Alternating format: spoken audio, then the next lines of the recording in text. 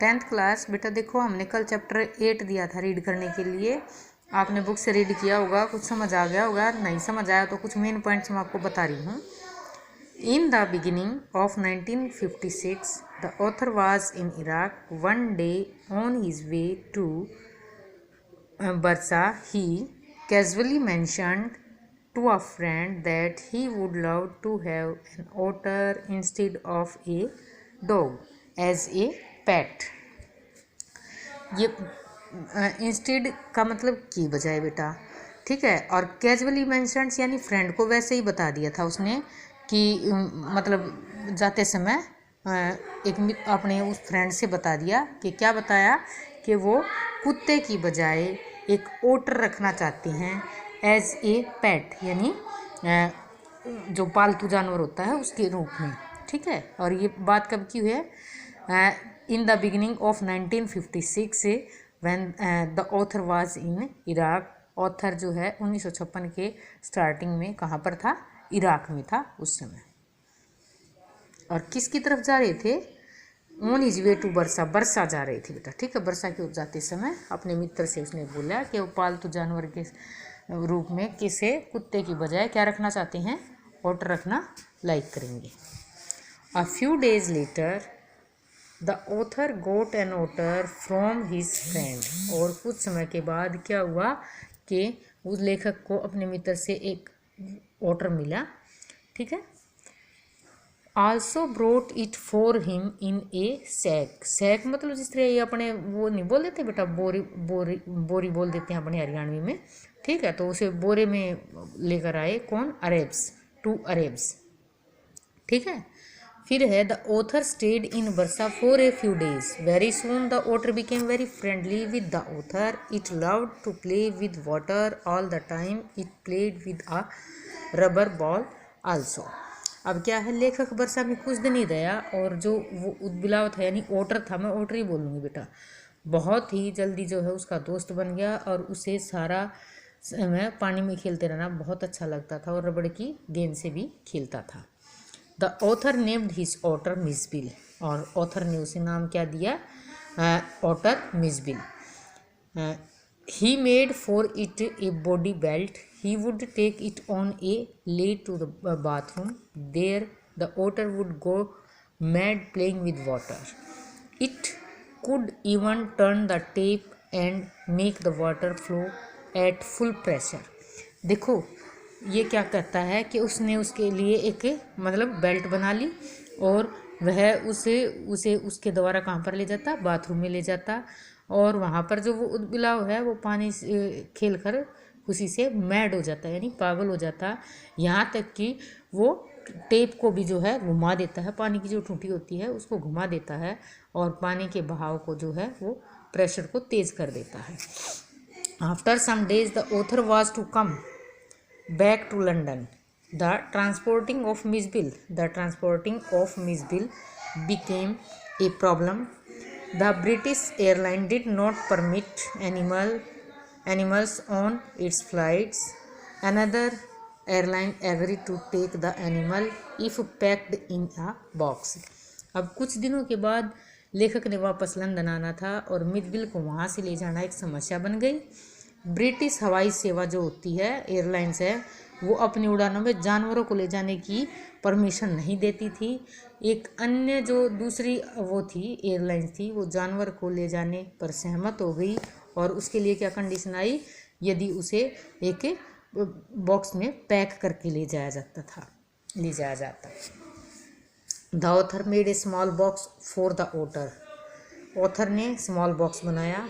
He had to face a lot of difficulty and it made him late for the plane. अब लेखक ने उसके लिए एक बॉक्स बनवाया और उसके बाद उसे बहुत कठिनाई का सामना करना पड़ा और यहाँ तक कि उसे क्या हुआ? प्लेन तक पहुँचने में देरी हो गई। While in the plane the otter escaped from the box। और जब इसमें प्लेन में जो ये था अपना ओटर था, ये इससे भाग निकला। There was a lot of hue and cry. And वहाँ पर तो काफ़ी अल्लाह गुल्ला मच गया ना फिर। At last the otter came back and settled on the author knees. और अंत में वापस आ गया वो और लेखक के घुटनों पर टिक कर बैठ गया.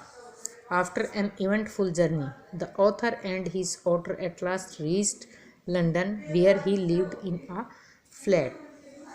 देखो बेटा, इसमें बीच में चैप्टर में मेन पॉइंट्स में आया नहीं है. जो एयर होस्टेस थी ना, उसने उसकी काफ़ी हेल्प की थी. ठीक है, तो ये कहता है कि घटना जो थी वो घटनापूर्ण यात्रा के बाद लेखक और उसका जो ओटर था लंदन पहुंच गए, जहां लेखक एक फ्लैट में रहता था. The otter spent most of its time playing with its toys. Sometimes the author took it out for a walk. He would take it on a lead as if it were a dog. देखो, अधिकतर समय तो खिलौनों से खेल कर बिताया करता था. कभी कभी लेखक घुमाने फिरने के लिए इसे बाहर ले जाता था.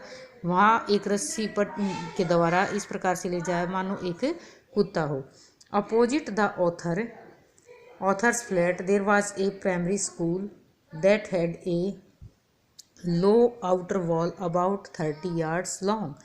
लेखक के फ्लैट के सामने ठीक एक प्राइमरी स्कूल था जिसकी लगभग 30 यार्ड्स 30 यार्ड्स मतलब 30 गज लंबी बाहरी दीवार थी जो वो नीची थी. The otter would jump on to it and go running all the length of the wall. और जो वो था, ये ओटर था, वो छलांग लगाकर इस पर चढ़ जाया करता था और दीवार की पूरी लंबाई पर भागता जाता. Different people made different guesses to what animal it was. They would say it was a baby seal, a squirrel, a walrus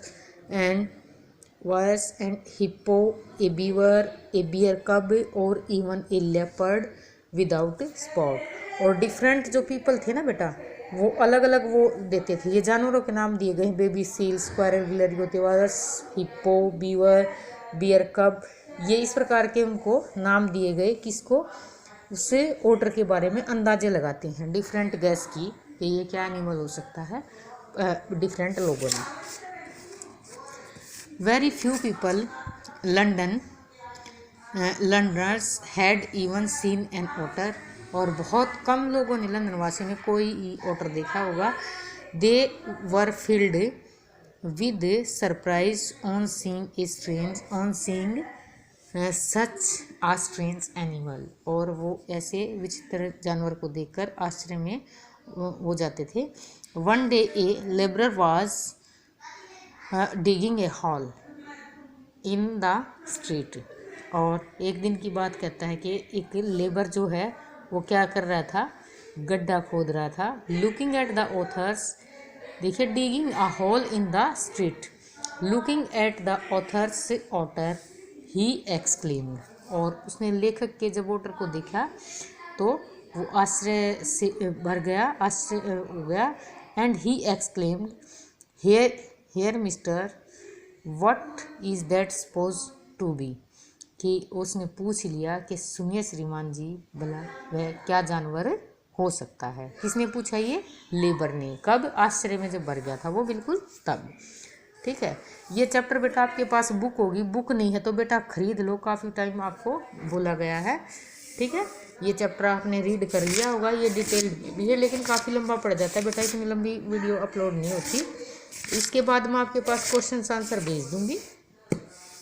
ठीक है, 2 3 4 जो भी क्वेश्चन आज भेजूंगी, कुछ कल भेज देती हूँ, कुछ आज भेज दूंगी. ठीक है, ये चैप्टर ध्यान से रीड करना है बेटा आपको.